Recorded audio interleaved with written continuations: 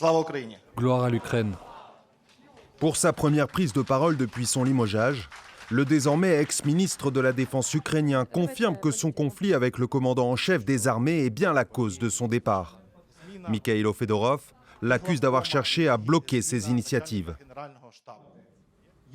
Au lieu de chercher comment vaincre la Russie de manière asymétrique, ce qui relève de la mission du commandant en chef, il a trouvé le moyen de diviser notre pays.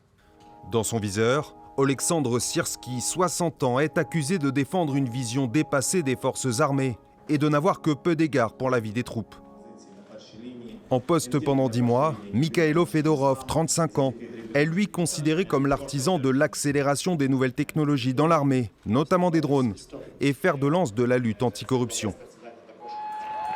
La mise sur la touche de cette personnalité très populaire ne passe pas pour nombre d'Ukrainiens rassemblés dans plusieurs villes du pays. Les gens ne comprennent tout simplement pas ce qui se passe, ni pourquoi une telle décision a été prise. C'est pour cela que nous sommes venus demander des comptes aux autorités.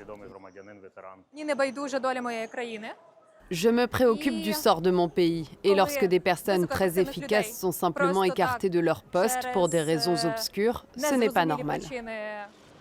Face à ces tensions, le chef de l'État dit refuser de prendre parti entre la hiérarchie militaire et son ex-ministre.